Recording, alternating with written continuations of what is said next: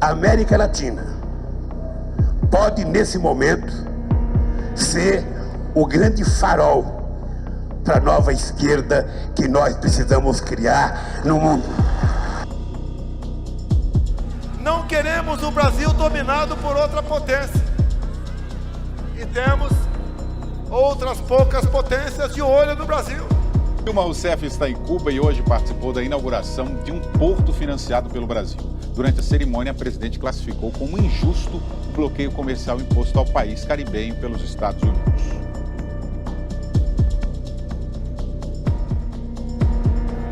Eu vou definir a importância da China para o Brasil. Não existe futuro de relações do Brasil sem a participação da China, em todas as áreas.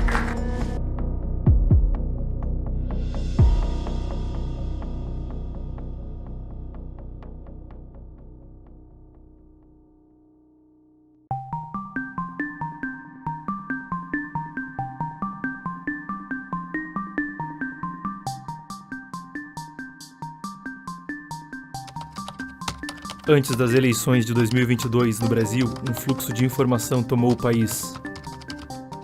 Denúncias contra candidatos à presidência, partidos e mais. Mas algo muitas vezes ignorado, com implicações históricas e internacionais, parecia merecer mais atenção. Notícias iam desde falas do presidente da República e de membros do Judiciário sobre interferência estrangeira. E temos outras poucas potências de olho no Brasil. Há riscos de ataques de diversas formas e origens. Há episódios onde partidos de oposição, políticos alinhados por todo o continente e regimes totalitários, China, Venezuela, Cuba e outros, se aproximavam. Artistas, veículos de imprensa e celebridades no exterior replicavam uma narrativa comum, e um corte de auxílio chegou a ser discutido no Congresso americano, a depender do que ocorresse no Brasil em outubro. As perguntas eram importantes demais para serem ignoradas. Um quebra-cabeça incompleto. Por que esses países? Esses partidos? Esses políticos? Que interesses estrangeiros existem nessa disputa? O Brasil pode perder sua liberdade? Virar uma ditadura? O que está realmente em jogo nas eleições de 2022? Como um jornalista cobrindo política e relações internacionais, eu quis encontrar a verdade desses fatos e o que ela significa. Porque se há chance de essa terra deixar de ser livre, eu não estaria fazendo meu trabalho se não buscasse dar aos brasileiros informações necessárias para entender e decidir o futuro de sua nação, de seus filhos e de si próprios. Primeiro de tudo, muito obrigado por conversar conosco. Como eu estava te falando nas mensagens, eu queria realmente perguntar sobre o assunto das eleições. Nós estamos cercados de bandeiras vermelhas. Now we have the communists who just won the election in Colombia, in Chile, in Peru, and virtually every country in Latin America is now going down the Sao Paulo Forum Road, the Workers' Party model. O Foro de São Paulo, repito, ele surgiu aí já há mais de 30 anos e ele é um dos maiores perigos para a liberdade na América Latina hoje. And we will see increased influence of Russia and China in every single country of the region, and we will see a concerted attack on the United States by the countries of Latin America to flood the border, to supply drugs. Isso acaba por transformar esses países em narco-estados. The main one, the most important one, is Brazil itself. É o tamanho do Brasil, a sua colocação geográfica, a sua potencialidade de riquezas naturais. And if Lula da Silva wins in October, we will have wall-to-wall communism from Terra del Fuego to the US border. The whole of Central Latin America and much of the Caribbean will be under communist control. A luta contra o cristianismo, totalmente, claro, eles não dizem isso. Só lá na Nicarágua estão dizendo direitinho, estão prendendo padres e bispos e fechando a igreja. A China é o garantidor financeiro e a Rússia é a garantia da pólvora. O Brasil hoje é o último bastião da América do Sul. Se cair o Brasil, é um perigo muito grave para todas as Américas. So this election in October is one of the most critical elections in world history. It's not just about Brazil. This is about the entire Latin America. This is about the entire Western Hemisphere. And if the Western Hemisphere falls, that's a communist world. So that's the short answer. Marcos, tá tudo pronto, o pessoal tá só te esperando. Tá, me dá 5 minutos e já vou. Essa é a versão final do roteiro mesmo? É essa aí. Beleza, pessoal, 5 minutos que o Marcos tá chegando. Em novembro de 2005, o New York Times noticiou uma reportagem da revista Veja, relatando que o comitê eleitoral do ex-presidente Luiz Inácio Lula da Silva havia recebido até 3 milhões de dólares vindos de Cuba, antes das eleições de 2002. Em 2003, ao falar à Folha de São Paulo, um dos comandantes das Farc, Raul Reis, confessou proximidade com Lula e o PT e presença da organização, uma guerrilha narcotraficante no Brasil. Reis foi morto e teve seu laptop apreendido em 2008. E-mails encontrados nele e verificados por veículos diversos mostravam interferência da guerrilha comunista no governo brasileiro e vínculos com a ditadura na Venezuela. Em dezembro de 2016, a empreiteira Odebrecht se declarou culpada perante o Departamento de Justiça dos Estados Unidos. Eram 788 milhões em subornos em 3 continentes, no que a pasta chamou de o maior esquema de propina estrangeira da história. A empreiteira confessou pagar políticos e partidos para adquirir vantagens em licitações no Brasil e no exterior. Segundo a confissão da Odebrecht, depois do Brasil, a Venezuela era o país a mais receber subornos. No Peru, tramita um julgamento envolvendo possível financiamento ilegal de campanha para o esquerdista Ollanta Humala nas campanhas presidenciais de 2006 e 2011, vindo da Odebrecht e outra empreiteira do Brasil, a OAS, a mando do Partido dos Trabalhadores. Além disso, Hugo Chávez poderia ter contribuído. No Equador, um vice-presidente já foi condenado e cumpre pena devido a subornos vindo da Odebrecht. O caso poderia também ter vínculo ao PT. Cortou, valeu pessoal. Obrigado, Marcos, muito bom, hein? Era aparente uma articulação na América Latina, incluindo não só partidos e políticos, mas guerrilhas, movimentos sociais e outras entidades. Além de relatos de imprensa, os laços eram confessos por declarações dos próprios membros dessa articulação e por documentos publicamente disponíveis.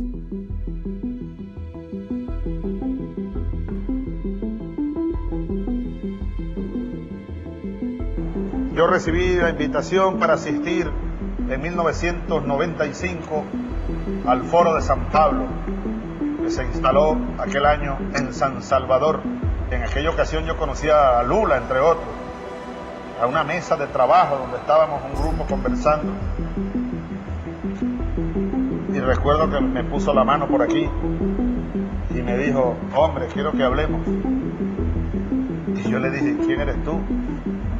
Raúl Reyes, uno de los comandantes de las Fuerzas Armadas Revolucionárias de Colômbia. Nos reunimos. Então, você já estuda a América Latina há algum tempo. O que é esse Foro de São Paulo que o Chávez falou? Parece juntar guerrilhas, partidos políticos, uma organização que une vários grupos, e você até escreveu um livro sobre isso recentemente. O que é essa organização?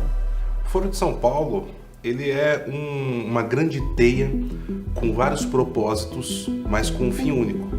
To set up an organization in America, in the Americas, which would rebuild for communism in the Americas what had been lost in Eastern Europe. E o grande objetivo do Foro de São Paulo, desde a sua fundação no início dos anos 90, era organizar todos os movimentos revolucionários em todo o continente latino-americano e, a partir daí, estabelecer diretrizes principais que deveriam ser seguidas nas ações locais em cada país, para, a partir disso, dessa organização, conseguirem vencer eleições ou implementar revoluções, sejam elas sociais, sejam elas armadas, e, a partir disso, estabelecer na América Latina o que foi perdido no leste europeu com a queda da União Soviética. O bloco soviético tinha perdido um pouco do fôlego de empurrar o comunismo para frente. Era preciso vir para o continente sul-americano como uma grande esperança. E a grande esperança é que nesse continente sul-americano, mais jovem, mais dinâmico, a esquerda ganhasse uma nova frente. So it was set up right from the start to bring together about 200 Latin American left-wing parties, communist parties, socialist parties, even terrorist organizations to coordinate and help each other right across Latin America to elect leftist governments. And they were very successful in the first decade. Que muita gente não acompanha e às vezes até ouve dizer que é uma certa teoria da conspiração. Vamos aos fatos. O Foro de São Paulo é fundado em 1990 sob a orientação de Fidel Castro e de Lula. É a primeira vez que eu, particularmente, presencio uma reunião da importância dessa realizada no Brasil, juntando setores extremamente importantes dos partidos democráticos e de esquerda do nosso continente. E esse objetivo, inicia-se, essa fundação, ela acontece com as ideias de Fidel Castro e a popularidade de Luiz Inácio Lula da Silva aqui no Brasil. E a primeira reunião foi na cidade de São Paulo, por isso o nome de Foro de São Paulo ou Fórum de São Paulo. E o Foro de São Paulo nasce em julho de 1990 na cidade de São Paulo. O PT estava completando 10 anos de existência e houve uma reunião de partidos de esquerda de toda a América Latina para a criação desse Foro de São Paulo, com metas políticas ambiciosas de controle dos países da América Latina, para depois formar o que seria chamado a Pátria Grande, ou uma espécie de União Soviética Latino-Americana. Vou levar aqui pro povo aqui, ó. Aí, ó. Aê! Lula da Silva, and his Workers' Party is the model for communist parties all around the world. Havia processo de desconfiança muito grande entre toda a esquerda latino-americana. Because what he did was unite old-fashioned communists and Trotskyists and Maoists and liberation theology Christians and black activists all together in one umbrella. Nós não tínhamos ainda aprendido uma lição básica que poderia permitir que a esquerda chegasse ao poder. You know, the Workers' Party was a coalition of the leftist groups to make them strong enough to win elections. Paulo Freire, ele dizia juntar os diferentes para derrotar os antagônicos. Então, o Foro de São Paulo, ele trabalha muito com aquela linha. Trabalhar nos meios legais quando possível e, quando não for possível, com os ilegais. Você tem a veia democrática com partidos políticos, como, por exemplo, no Brasil, o PT, o PDT, o PSB, que até pouco tempo estava no Foro de São Paulo, o PCdoB, entre outros partidos. E você tem uma linha, que já é a linha revolucionária de combate, de guerrilha. Então, nós temos o MIR chileno, nós temos principalmente as Forças Armadas Revolucionárias Colombianas e outros grupos guerrilheiros, como o próprio Sendero Luminoso do Peru, que depois veio a ser o Partido Comunista Peruano, entre outros. And that has been the model for political parties all through Latin America and even in Europe, even in New Zealand, my home country. We had an alliance party specifically designed on Lula's Workers' Party. Democratic Socialists of America in the United States is modeled on the Workers' Party of Brazil. E como uma organização desse tamanho se mantém tão distante do debate público por tanto tempo? Porque, pelo menos até alguns anos atrás, praticamente ninguém falava disso. Nessa época, nos anos 90, a maior parte dos jornalistas que eram formados nas universidades, eles já vinham com as ideias revolucionárias desde as cadeiras das universidades E muitos dos chefes de redação também já estavam sob o comando das esquerdas na América Latina como um todo.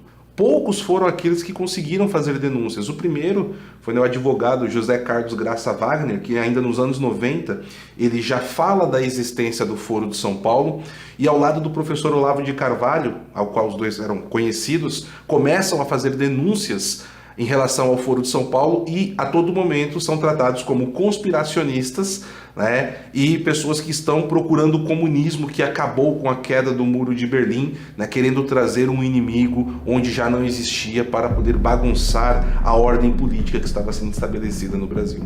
Eu acho que isso tem uma justificação. E se você recuar no tempo, vai entender qual é essa justificação. Lula era uma figura que assustava. Era uma figura da esquerda mais radical que assustava o brasileiro. E quando ele vai subir ao poder, ele vai tentar mais uma vez subir ao poder e sobe ao poder, ele é reformatado. E ele passa a ser o Lulinha Paz e Amor, a carta do Paz e Amor. Ele deixa de usar as roupas revolucionárias, passa a usar terno e gravata, passa a usar sua gravatinha verde e amarela e tenta aparecer como uma figura quase dulcificada. Ora, no momento em que ele vai subir ao poder, começam a aparecer as denúncias, mas existe o Foro de São Paulo, mas existe uma organização comunista atrás do seu Lula. Então, o que é que era preciso? A mídia, a extrema imprensa, precisava fazer a campanha para defender o Lula. E a primeira coisa que disse é o seguinte: não existe Foro de São Paulo, isso é uma invenção, isso é uma teoria da conspiração. E eles conseguem criar essa ideia de que o Foro de São Paulo era uma ideia conspiratória, que era uma teoria da conspiração, que não havia, que nunca houve, e que isso tudo não passava de malucos que diziam isso para contestar esse Lulinha Paz e Amor. America, this is in the United States. Democratic Socialists of America, which has 4 members of Congress affiliated with the Sao Paulo Forum. So you've got a Latin American revolutionary organization that now has 4 members and many supporters in the US Congress. But nobody in America knows that. Nobody in the United States knows that because nobody reports on it. Nobody even knows what the Sao Paulo Forum is. A maioria das pessoas não sabe ou não sabia direito o que era Foro de São Paulo porque a própria esquerda negou. E a mídia, a velha mídia, que também é controlada pela esquerda, negava a existência do Foro de São Paulo. Se você falasse sobre isso 10 anos atrás, 15 anos atrás, você era taxado de maluco, de conspirador, pois não só existe, como tem atas de reuniões dos últimos 30 anos. Most of the Brazilian press is to the left, so they will not report on left hardcore communist activities. But the media is either unwilling to report on it or they're scared to report on it because there will be consequences for reporting on this organization. Deixa eu tirar uma outra dúvida que toda hora aparece, especialmente no noticiário internacional. Fala-se, eu não acredito nisso, mas eu quero colocar isso na entrevista, de uma aliança, de um eixo Chaves, Fidel e Lula. Ô Boris, você sabe que isso é no mínimo uma piada de mau gosto, claro. E eu te aconselho até não repetir isso no vídeo. Após anos de negação pela mídia, Lula agradeceu o Foro de São Paulo pelo apoio ao ter sua condenação cancelada e se tornar elegível para a disputa presidencial de 2022. Quero agradecer ao Foro de São Paulo, que é uma organização da esquerda latino-americana. O Foro diz reunir oficialmente em seu site 124 partidos em 28 países, incluindo o MIR chileno e o Partido da Ditadura Venezuelana. No Brasil são 5, o PPS, agora chamado Cidadania, o PDT, o PCB, o PCdoB e o PT.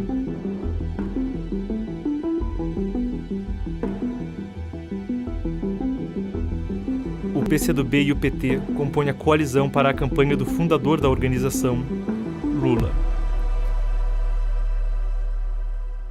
Meses antes da eleição brasileira, veio à tona o caso de Hugo El Podio Carvajal, um escândalo que parecia corroborar as denúncias e confissões sobre o Foro de São Paulo e expor mais sobre como atuaria.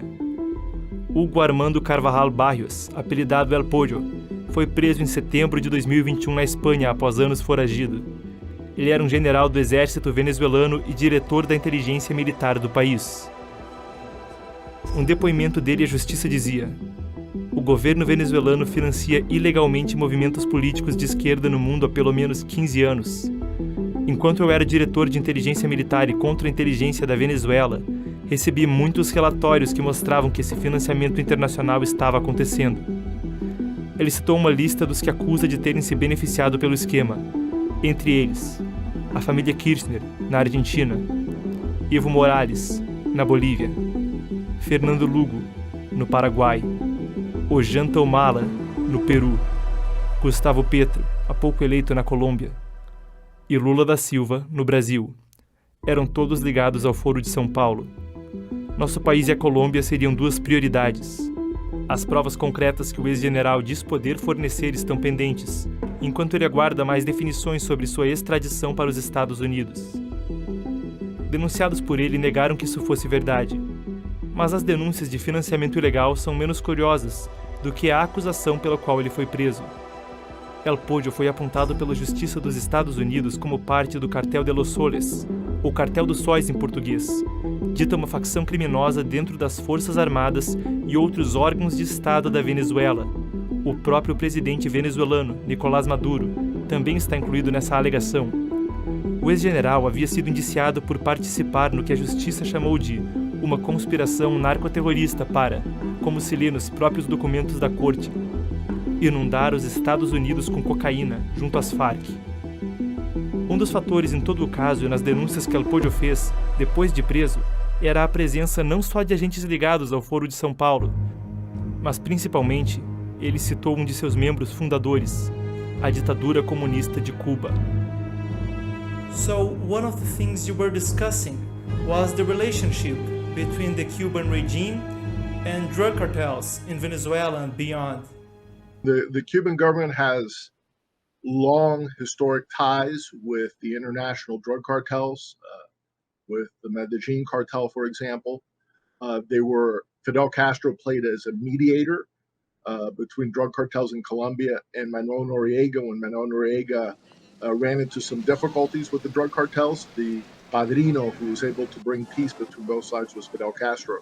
And that relationship with drug trafficking continued. Cuba was instrumental in the creation of the Solis cartel in Venezuela. And Solis is because of the sun on the uniform of the Venezuelan generals. But it was the Cubans that were able to be the mediators and the instructors for the Venezuelans on how to get involved with the drug trade and also how to link up with Middle Eastern terrorist groups, the Iranian government, for example, and obviously the ties with Russia and China. It all went through Havana. With the Center for a Free Cuba and the Victims of Communism Memorial Foundation, you have also spoken about how not only it went through Havana, but how many groups came into being because of Havana's action, and not only in Latin America. One of the measures where he went beyond Latin America in 1966, 1967 is to organize a gathering of the Tricontinental, which was bringing guerrillas, terrorists, communists from Asia, Africa, and the Americas, hence the Tricontinental, the three major continents. And out of that meeting began decades of identifying and forming guerrilla groups, terrorist groups, training them, providing logistics, and really exploding international terrorism onto the scene, especially in the 1970s. That is the legacy of the Tricontinental. Você diria que é possível afirmar que o Foro de São Paulo ele é um herdeiro da Conferência Tricontinental? Vários grupos que surgem a partir da Tricontinental, na época dessa organização, acabaram depois por compor o Foro, né? Sim, vamos dizer que foi um avô. Foi um avô do Foro de São Paulo. Mas quem comandou tudo foi Fidel Castro. Foram 500 delegados de 82 países. A Conferência Tricontinental reuniu centenas de enviados. Na época do encontro, a ditadura comunista cubana ampliava sua atuação no continente. Em anos próximos, surgiam diversas guerrilhas terroristas na Colômbia, no Peru e outros países. FARC, EPL, ELN, Sendero Luminoso. No Brasil, houve o MR8 e a Ação Libertadora Nacional, a ALN, de Marighella. O Foro de São Paulo era um herdeiro da Conferência Tricontinental. Muitas das organizações ligadas ao Foro só foram viáveis através do apoio financeiro de Cuba ao crime internacional, que aconteceu inclusive no Brasil durante décadas. Aquela ditadura comunista, que perseguiu minorias incluindo cristãos e homossexuais, e assassinou até mais de 100 mil pessoas, a depender da estimativa, também foi citada em um encontro do Foro como um importante auxílio para o grupo. E de coração, eu quero dizer para vocês que uma das forças políticas que mais contribuiu para que nós chegássemos a construir o que nós construímos foram os companheiros do Partido Comunista Cubano, que sempre tiveram paciência e experiência de nos ajudar. A acusação da justiça americana no caso de Alpollo Carvajal revelava mais. Essa operação narcotraficante não ocorreria necessariamente por dinheiro, mas para, nas palavras da justiça americana, infligir os efeitos danosos e viciantes da droga em usuários no país. Está escrito nos documentos. Enquanto a maioria das organizações narcotraficantes na América do Sul e na América Central tentaram diminuir seu papel na importação de narcóticos para os Estados Unidos, tentando evitar indiciamento no país, o Cartel dos Sóis priorizou usar a cocaína como uma arma contra a América, importando tanto quanto fosse possível. Then go back in time. Again, Red Cocaine by Joseph Douglas, it describes the process through which Mao Zedong waged a new opium war on the United States, modeled after the opium war the British used against China during, their war. Right? And it's the idea that you can get a country addicted to something. You create a product that you cannot really do away with, and that product creates networks of corruption. Meu colega na edição americana do Epoch Times, Joshua Phillip, me indicou algo. Red Cocaine é um livro de 1990 baseado principalmente nas delações de Jan Sejna, com quem o autor, o Dr. Joseph Douglas, conviveu por anos em meio à elite da defesa americana. Sejna foi major-general na Tchecoslováquia comunista durante a Guerra Fria e o segundo oficial de mais alta patente a desertar do bloco comunista para os Estados Unidos. Ele se tornou uma fonte-chave para a inteligência americana e já depois com o monitoramento de detectores de mentira, sem qualquer indício de faltar com a verdade. Segundo Sejna, nos anos 50, a União Soviética adotou a estratégia de utilizar o narcotráfico e redes de crime e corrupção contra países inimigos, uma estratégia que o ditador Mao Tse-tung também havia usado na China. Mao Zedong, porque ele dizia o seguinte: eles nos dominaram com o ópio, nós vamos usar o ópio para dominá-los de volta. No que não deixava de ter uma certa razão, que o que a Inglaterra fez com eles com a guerra do ópio. O Foro de São Paulo e agentes políticos brasileiros também poderiam estar ligados à estratégia historicamente. The revolutionary value of drugs is twofold. One, you wither away, for communists, right? One, you degrade the morality of a society. Two, you create people who are willing to break the laws of that society. And if you have people who are willing to break the laws of that society, you then have people who are willing to do things that are unethical for money. Those are the types of people who can be hired, right? Who can be recruited to be part of a revolutionary network or system. The Soviets mostly used the drug culture and those people for again, its attempted revolutions in the United States. The Chinese Communist Party's done the same thing. When you get into Latin America, again, Red Cocaine talks about how they work through Cuba and so on like that. And Cuba being kind of the heart of the drug trade and managing it in the U.S., most of its operations were using spies and so on. E com isso, a pessoa drogada, eu tive certa experiência com isso como psicanalista e também que eu fui membro da Drug Watch International. E nós tínhamos muitos estudos sobre isso. E a pessoa drogada, ela é mais facilmente induzida a ações que não faria se não tivesse drogado. Isso é um objetivo. O outro objetivo é ganhar dinheiro. Segundo Sežna, o serviço secreto da Tchecoslováquia mandaria agentes a 17 países para infiltrar diferentes facções criminosas. Isso incluía a América Latina e o Brasil. O terrorismo seria incorporado ao narcotráfico para desestabilizar ainda mais as nações alvejadas. Isso era parte do que os soviéticos chamavam de Estratégia Revolucionária Básica Atualizada. Cuba entrou na operação do Bloco Soviético em 1960, um ano após a Revolução Comunista de Fidel Castro. Em 66, na Conferência Tricontinental, ficou decidido que Cuba infiltraria agentes em todas as operações da América Latina. A estratégia da União Soviética, vinda da China e executada principalmente via Cuba na região, era dividida em 5 etapas. Primeiro, selecionar e formar líderes revolucionários, como quadros de inteligência civil e militar. A segunda etapa da estratégia era treinar terroristas. Isso ocorria sob um rótulo disfarçado, utilizando uma suposta luta por libertação de poderes coloniais como pretexto. Esse disfarce da libertação nacional era para fazer operações de inteligência parecerem movimentos de patriotas lutando por seus países. Ao mesmo tempo, a palavra libertação também era pouco associada ao comunismo revolucionário. Grupos associados à Conferência Tricontinental de Havana, de fato, frequentemente usavam nomes como a Ação Libertadora Nacional, a ALN no Brasil. Era a mesma coisa com o Exército Popular de Libertação, EPL, um grupo com esse nome na Colômbia, outro no Peru, como um braço armado do Partido Comunista Peruano. Havia o Exército de Libertação Nacional, ELN, no Peru, e também havia um outro ELN com o mesmo nome na Colômbia.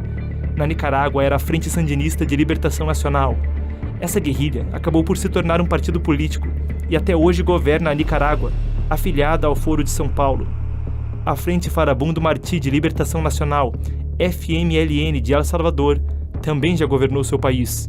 E esses são só alguns exemplos. Porque até 10, 15 anos atrás aqui no Brasil, quando nós falávamos da ditadura, falávamos dos guerrilheiros que entraram na política e tudo mais, como eles eram retratados? Que eles lutavam contra a ditadura. Eles queriam a liberdade democrática do Brasil, né? Aquele movimento da Diretas Já, ele foi colocado como um movimento de luta contra, né, a bota no pescoço, né, contra um autoritarismo.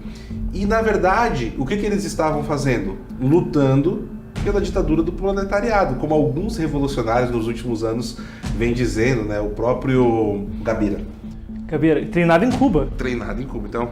Como o próprio Gabeira, que fala isso, né, e causou furor nas frentes da esquerda. Cuba era um entre vários países com centros de treinamento para ensinar crime e tráfico de drogas a militantes, segundo Sežna. Em documentos oficiais publicamente disponíveis, o Exército Brasileiro confirma que o Partido Comunista Cubano deu treinamento de guerrilha para, no mínimo, 202 militantes de esquerda brasileiros entre 65 e 71. Eles aprendiam a combater no campo e na cidade, a sabotar e trabalhar com espionagem, explosivos e imprensa. Eles recebiam $1.000, roupas e instruções de como agir ao retornar para o Brasil. Os documentos foram verificados pela Folha de São Paulo no ano 2000. Outro documento, esse de dezembro de 1972, do Serviço Nacional de Inteligência do Brasil, confirma os treinamentos e o envolvimento da ALN do terrorista baiano Carlos Marighella. Os documentos brasileiros não especificam se o treinamento incluía o narcotráfico. Entre os líderes revolucionários treinados na ilha estava o próprio Marighella e um dos fundadores do PT, envolvido na atual campanha presidencial, o ex-deputado e ministro José Dirceu, também associado ao escândalo do Mensalão. Pensar hoje que eu estava em 71 em São Paulo, clandestino, morando no Brás, na Rua Cavaleiro, né? Armado, tudo. Uma coisa, só nós mesmo. O regime cubano vai conseguir uma coisa prodigiosa, vai estender-se à Venezuela. E hoje, não só Cuba continua a ser um lugar operativo do crime ligado à política, mas passa a ser também a Venezuela. E ali há imensas denúncias de treino de grupos terroristas, até islâmicos ali dentro. A terceira etapa do plano era o narcotráfico internacional. O narcotráfico funcionava como uma arma na guerra revolucionária contra as chamadas sociedades burguesas e também recrutava agentes de influência mundo afora através do crime. Fidel e Raul Castro foram descritos como grandes entusiastas da prática. Sejna disse ter conhecimento direto de que, pelo meio da década de 60, operações haviam sido estabelecidas sob esse esquema na Colômbia, na Argentina, no Peru, no Uruguai, em Costa Rica, no Chile, nos Estados Unidos, no Canadá, no Brasil e outros. Nós vamos adoecer por dentro o nosso inimigo, que é os Estados Unidos. Nós vamos tornar o povo doente, idiotizado através das drogas. Nós vamos fazê-los gastar fábulas com o combate às drogas internacional. E, acima de tudo, nós vamos fazer eles gastarem muito dinheiro com clínicas de recuperação, com o sistema de saúde. Nós vamos introjetar o veneno a conta-gotas ali dentro. A quarta etapa era a infiltração em máfias e organizações criminosas já existentes e o estabelecimento de sindicatos do crime controlados pelo Bloco Soviético e o movimento comunista. A coleta de dados era uma prioridade, com agentes tanto no poder público quanto no crime organizado, se obteria informações para chantagem contra alvos importantes, a favor do movimento comunista. Os dados eram coletados tanto dos usuários de drogas quanto dos traficantes. Isso permitia detectar e recrutar agentes e oferecia uma arma para danificar a reputação de pessoas e organizações opostas aos interesses soviéticos. Ele informa que ao fim da década de 60, os soviéticos possuíam informação sobre corrupção de mais de 10 mil pessoas influentes na América Latina.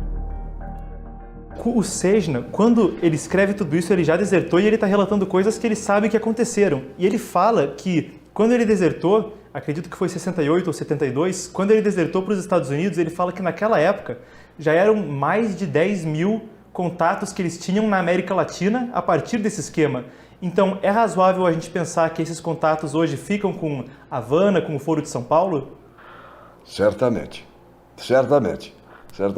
Fico.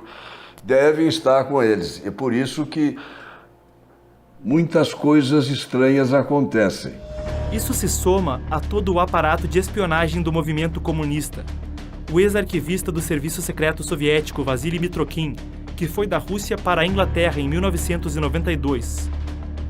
Ele copiou e guardou documentos do Serviço Secreto.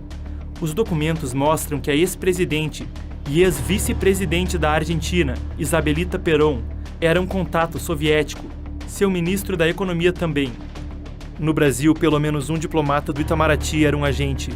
Os documentos russos classificaram o Brasil como um dos 5 alvos prioritários para operações na América Latina após 1974. A quinta e última etapa do plano soviético, executado via Cuba como delatado por Jan Sejna, era planejar e preparar sabotagem em escala mundial. O plano previa que isso ocorreria no prazo máximo de 1972, apenas 18 anos após começarem a planejar.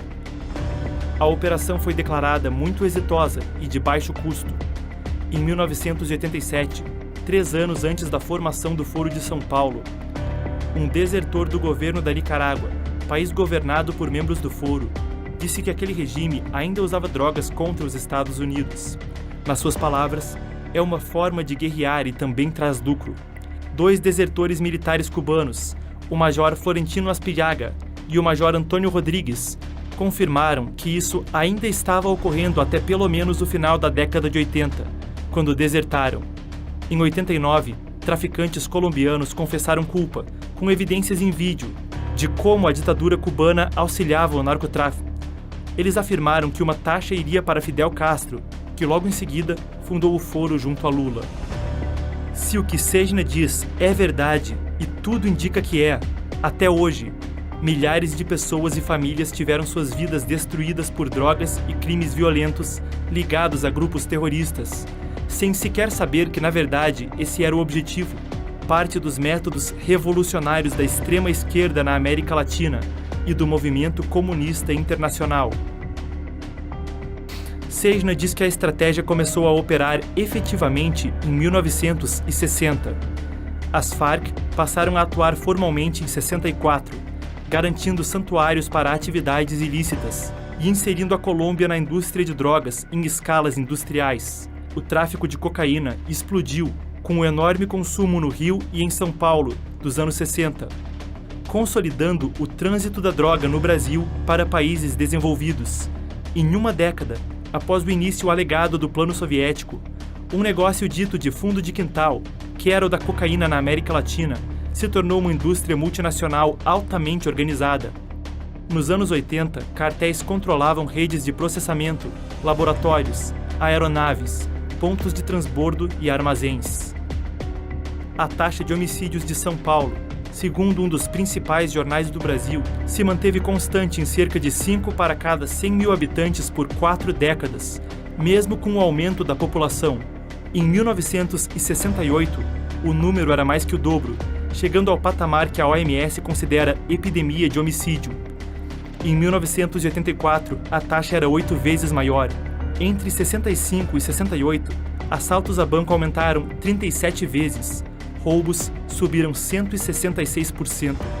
A maconha no Brasil raramente era vista em muitos círculos sociais em 1950, mas entre 69 e 71 disparou, citada como rotineira na alta sociedade carioca, junto de glamorização e influência cultural dos narcóticos, através de intelectuais e artistas.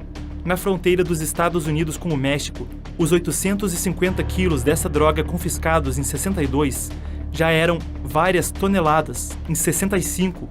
A baixa histórica de violência de 3 décadas dos Estados Unidos se reverteu.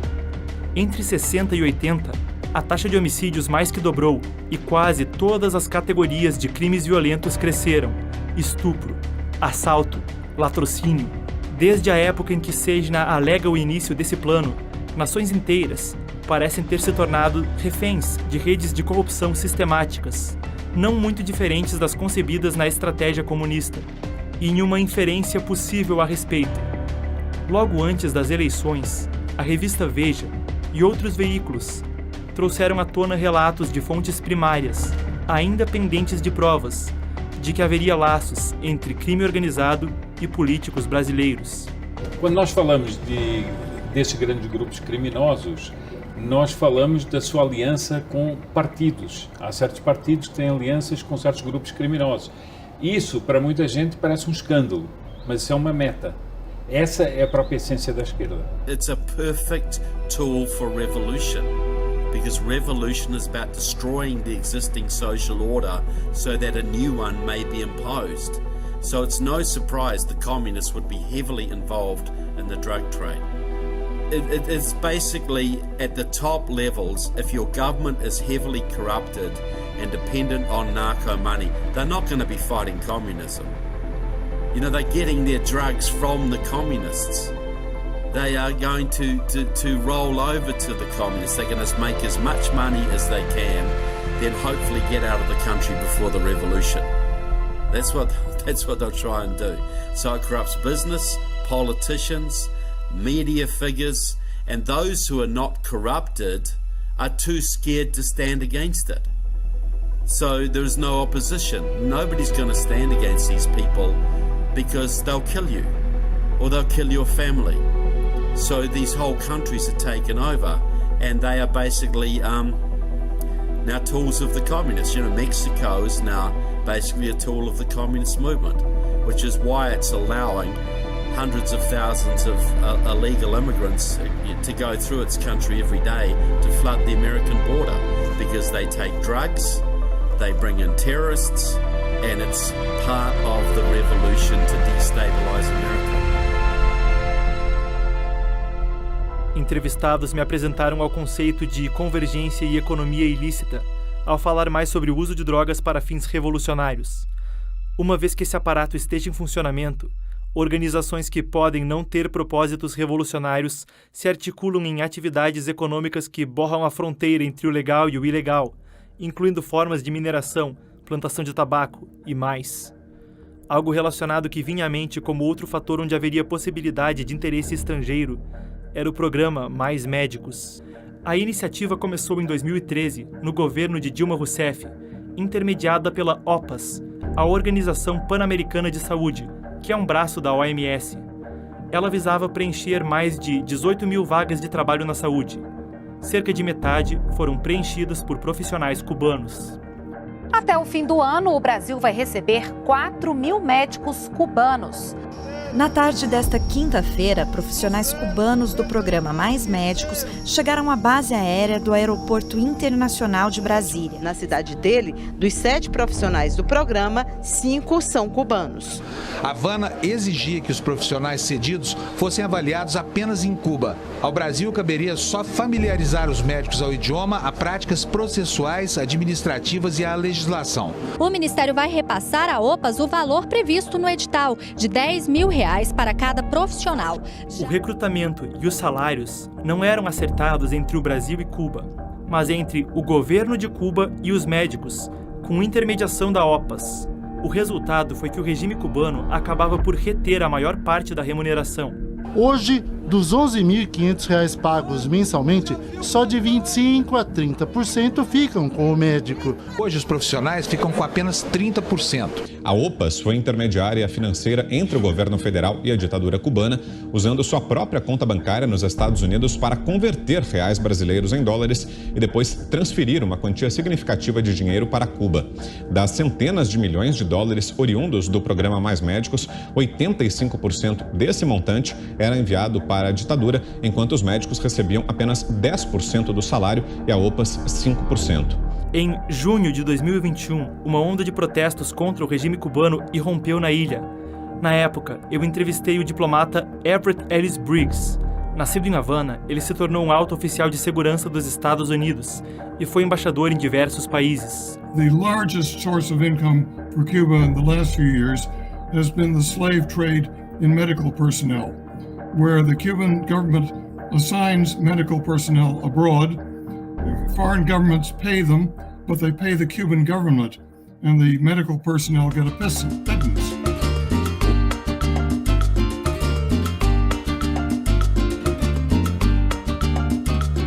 O programa Mais Médicos de Cuba foi um dos maiores programas de escravização de seres humanos da história recente da humanidade, né? É um trabalho escravo, sim. O problema não é o salário que eles tiram, o problema é o roubo do que a gente é submetido.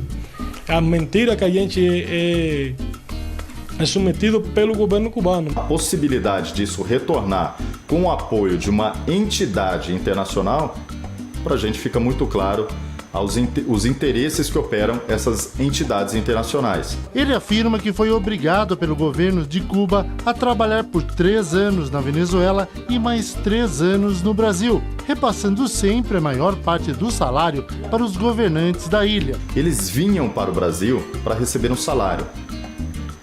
O que estava no contrato era uma coisa, o que eles recebiam era outra coisa bem diferente. Eles recebiam no máximo 20% do valor do contrato. Mas espera aí, o Brasil estava dando cano? Não. 80% do contrato, que deveria ser o salário do médico, ia diretamente parar no governo cubano. A ditadura cubana ficava com a maior parte. Alioski relata que quando questionou o sistema de trabalho e pagamento, autoridades do país ameaçaram caçar seu registro médico e fazer dele um cortador de cana em Cuba.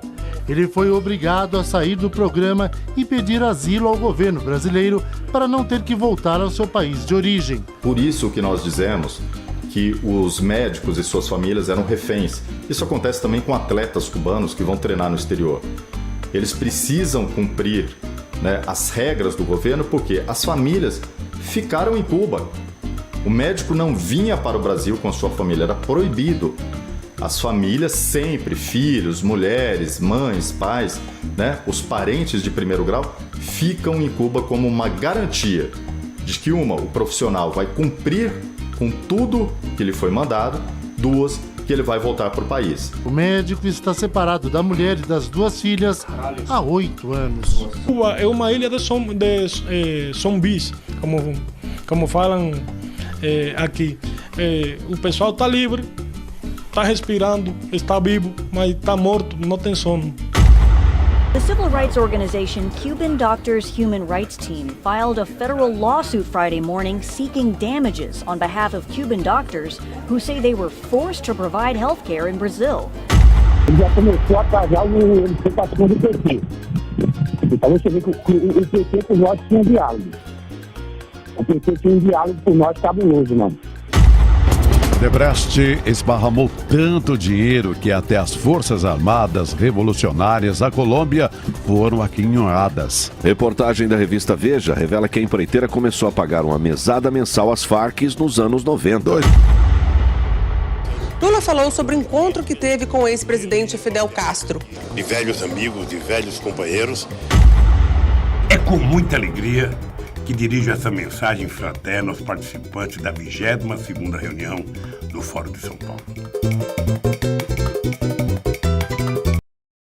And that was underway till really Jair Bolsonaro reversed the tide and some more conservative governments took hold in Chile and other countries. A forma como os cubanos são tratados no Brasil chamou a atenção do presidente eleito Jair Bolsonaro, que condicionou a permanência destes médicos no país a um teste de capacidade, liberdade para que eles pudessem trazer a família e repasse integral do salário aos profissionais. We have to respect President Bolsonaro of Brazil for having ended that practice in Brazil, at least. Other countries now are under threat of discovery, so to speak, in the fact that they may still be paying Cuban medical personnel these slave wages for working, which goes to the Castro government. But the Castro government has lost a great deal of revenue there as well. Em novembro de 2018, Cuba tomou a decisão de trazer de volta os médicos. Disse que medidas pretendidas pelo então presidente eleito Jair Bolsonaro seriam inaceitáveis. Médicos cubanos promoveram uma ação coletiva contra a OPAS nos Estados Unidos, também em 2018, afirmando que foram vítimas de tráfico humano e trabalho forçado sob o programa Mais Médicos. No processo, alegam que foram intimidados, ameaçados e coagidos a fornecer serviços médicos em nosso país. Isso com sua movimentação e seus contatos restringidos enquanto estivessem no exterior. Em 2019, oficiais do Departamento de Estado americano disseram que as missões médicas de Cuba estavam traficando profissionais médicos. À época, eram mais de 50 mil, em mais de 60 países. Estimativas apontam que o total cedido ao Partido Comunista Cubano pelo Brasil, enquanto o programa vigorou, poderia chegar aos bilhões de dólares. Uma prévia do plano de governo de Lula para 2023 a 2026 pretendia retomar programas como o Mais Médicos. O fim de uma fonte de renda para o Partido Comunista Cubano vindo do Brasil via trabalho denunciado como escravo. E o governo de Cuba vai deixar de fazer parte do programa Mais Médicos. Segundo o Ministério da Saúde cubano, exigências feitas pelo presidente eleito Jair Bolsonaro são inaceitáveis e violam acordos anteriores. Junto disso, a queda em massa na criminalidade e a intervenção na cadeia de produção e distribuição de narcóticos. Um setor com indícios históricos de ligação ao Foro de São Paulo. Agora que eles começaram o mandato, já mexendo diretamente com a cúpula, irmão. 50 toneladas de cocaína, R$1 bilhão em dinheiro e em bens. Esse é o resultado da maior operação da história da Polícia Federal no combate ao tráfico de drogas. Em 2021, houve recorde na apreensão de cocaína pelo país, além de um número elevado de crack e maconha. O Brasil registrou a menor taxa de homicídios em 10 anos. E ainda a inibição da plausível economia ilícita, denunciada por Joseph Miri, e de corrupção. E não só no Brasil. Essas foram possibilidades vislumbradas por todo o continente, com membros do foro perdendo o poder no Chile, na Bolívia, no Equador, na Argentina e mais. Entre os anos de 2015 e 2021, parecia haver uma tendência. Não parece mais. Hoje tem governos ligados ao Foro de São Paulo que estão retomando todo o poder. Chile com Boric, Daniel Ortega na Nicarágua, Maduro na Venezuela, Pedro Castillo no Peru, Gustavo Petro na Colômbia, Alberto Fernandes, com a Cristina Kirchner na Argentina. Nós vamos ter uma fraqueza de certos governantes. Pinheira, por exemplo, que vai ceder, Macri, que vai ceder. Sempre situações de ceder para não perder e acabando por perder. So Lula and the Sao Paulo Forum were smart. You know, we will soften the image.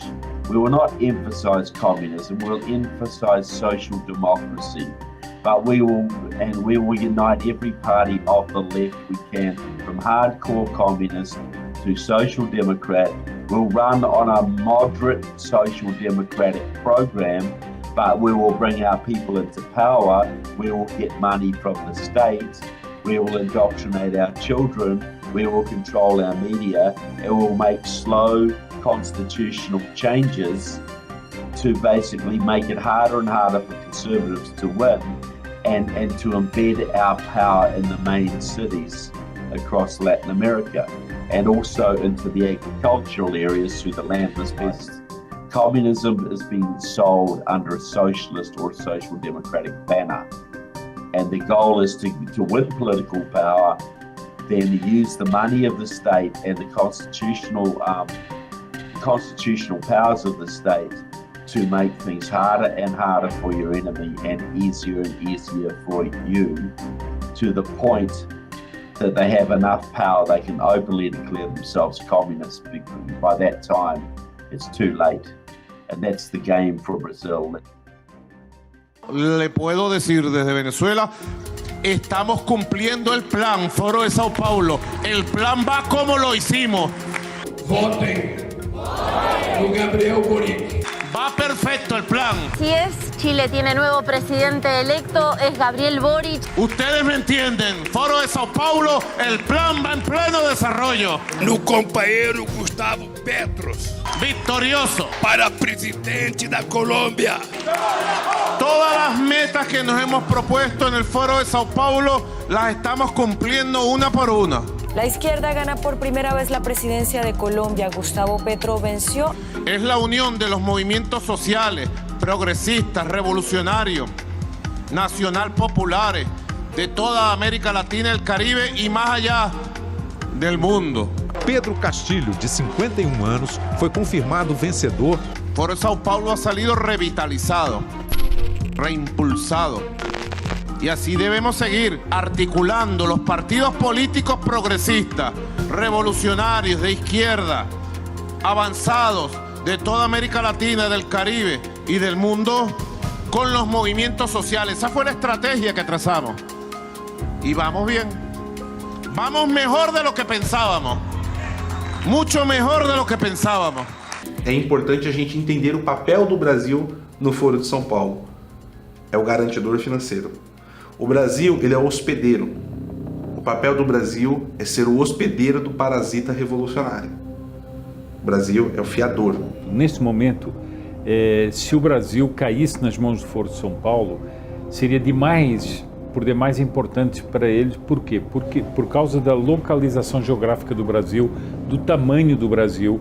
Não se esqueça do seguinte, o Brasil hoje é usado como rota de transporte de drogas para outros pontos, para a Europa, para os Estados Unidos. O combate a essas rotas cessaria. Nós teríamos o que está acontecendo agora na Colômbia, que é abrir e acabar com a repressão ao narcotráfico. Então o Brasil pareceria ser um paraíso para o escoamento da droga. Seria um reforço a todas as organizações criminosas que operam aqui dentro, inclusive com conluios com organizações terroristas como o Hezbollah e outros. Veja que só isso já seria uma coisa muito importante. Nós teríamos um outro ponto, que é usar o Brasil com todas as suas riquezas para financiar esses países e financiar todo o Foro de São Paulo. Mas não para por aí. Nós teríamos uma internacionalização da Amazônia com ONGs de esquerda controlando. E eu só estou dando alguns exemplos das consequências que nós teríamos. E nós teríamos outra consequência, que é o poder político do Brasil, que é um poder político grande, inclusive internacionalmente, que passaria a estar empurrado para a esquerda e para favorecer o Foro de São Paulo. Muitos dos possíveis indícios, confissões, denúncias e evidências relacionados ao foro não foram apreciados pela Justiça do Brasil e de diferentes países. E até a hora em que terminei de escrever o roteiro desse documentário, os tribunais brasileiros não consideravam que havia provas concretas de relações potencialmente criminosas que pontuei aqui, apesar de haver condenações e indiciamentos no exterior que corroboram algumas inferências. Se comprovadas, algumas alegações poderiam mesmo encerrar partidos políticos no Brasil. A legislação brasileira proíbe que partidos recebam fundos estrangeiros ou ordens de entidades de fora do país. Com base na informação disponível, reconheci o Foro de São Paulo como uma possibilidade real de influência, interferência ou ação estrangeira no Brasil por meios questionáveis. Cortou. Valeu, pessoal. Obrigado, Marcos. Muito bom, cara. Aprendi muita coisa. Parece muita informação, mas não deu nem ainda para falar de China. Mas vai ficar pro segundo filme.